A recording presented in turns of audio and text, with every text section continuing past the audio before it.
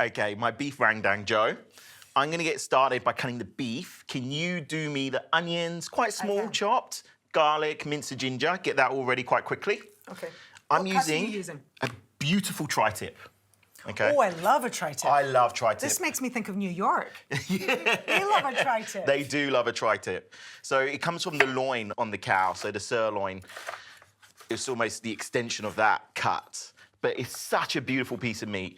Great for barbecues and also great for things like this, great for curries, you know, great for low cooks. It's a very versatile cut. Absolutely, absolutely. And you can see I'm not trimming off that fat on the top. I've said before about good fats and bad fats. This is good fat, this is flavour.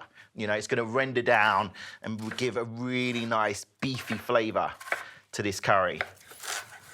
I do love a rendang curry, I've got to say. I think this is a personal favourite, actually. Do you know what? Genuinely, top 5 of my curries. Yeah. I love it, absolutely love it.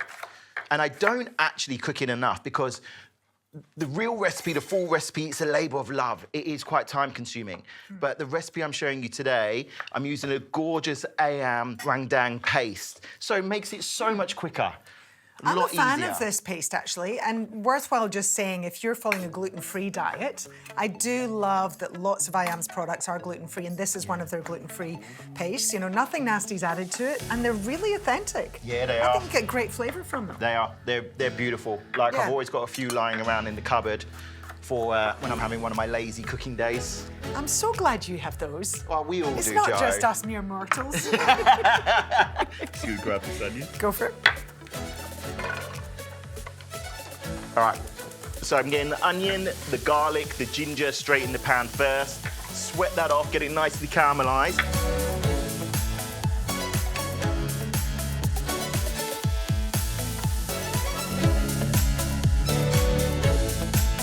Okay, we've got a nice color on our onions now. So I'm going straight in with the beef, and we're gonna brown that off in the same way before I add the curry paste, the coconut, and then the other aromats.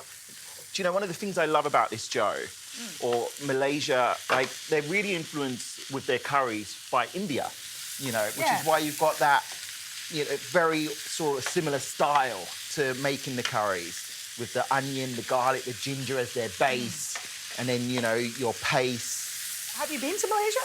I haven't. Do you know what? And I can't believe I haven't, but it's on my list. I'm hopefully going to get there soon. Yeah. Yeah. I have been many years ago, and honestly, the food was one of the things that was such a standout. Beautiful people, beautiful country, and amazing food.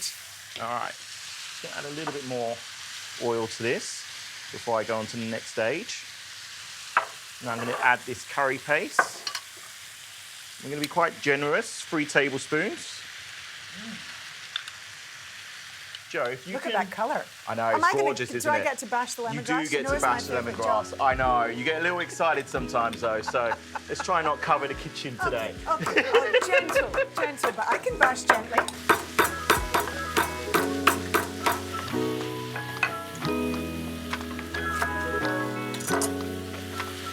Thank you.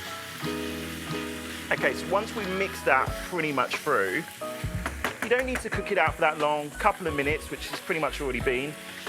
We're gonna go straight into now adding in the coconut cream.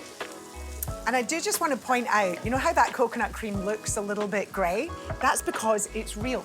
And nothing's been added to this. It's one of the things I love about this. I always use this brand because it is literally 100% coconut kernel. Nothing's added to it. It's not coloured, it's not flavoured, there's no emulsifiers. It's the real deal. It's amazing. From a flavour perspective, absolutely beautiful. Best on the market. All right, we now go in with our aromats. So lemongrass, I'm being very generous with the lemongrass. We've got some kaffir lime, or lime leaves, some cinnamon stick, and some brown sugar. All in now. Give that a good mix. So that's almost there now. You can see it's just not submerged, so we're gonna top it up with some beef stock. Thank you. 200 ml, that's all it needs. I can free pour because I'm a chef. Don't we all kind of free pour at home? We all free pour at home. Pour, it's the beauty of cooking at home. It looks amazing already. Oh, the smell's already there, right? Lid on. low and slow. You can do it on the stove, 3 to 4 hours, just checking it, giving it a stir, top up the liquid if it needs a little bit more liquid, more water or more stock. Or you can put it in the oven as well, same amount of time, so it's consistently like a nice even, then you don't need to really worry about it. But 3 to 4 hours till it's falling apart, we're gonna season it up and it'll be yum.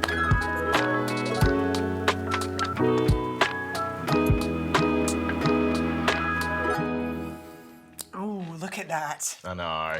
You can just tell that meat is going to be delicious.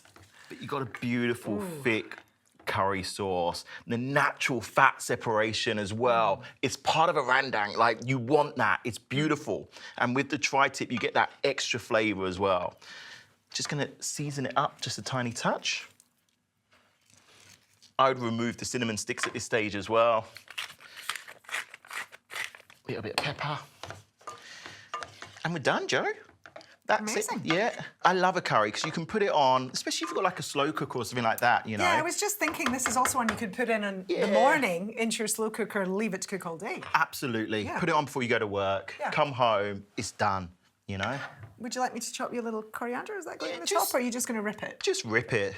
I can feel how tender that meat is. So soft.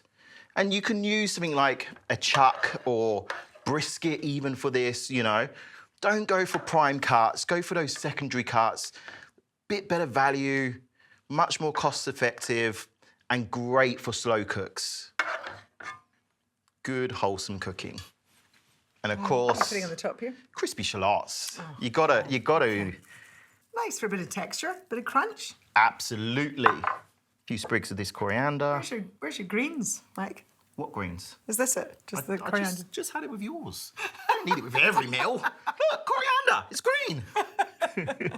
I'm kidding. It looks delicious. Beautiful. I'm very happy with that, Joe. I think I am. Let's taste. Thank you. I feel like we don't need a knife, do we? No, we won't. It's just that, oh, look at that. You see, you can even just use your fork to pull that meat apart. Pulls apart. Absolutely gorgeous.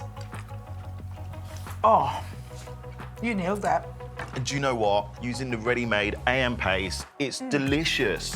There's so much flavour in there. The salty, umami. Oh, it's just delicious. I reckon that one's going to be a real family favourite. If you've got kids, this is a curry where just that combination of the spice with a little bit of sweetness in there, this is going to be a family favourite. I love it. I know you guys will too.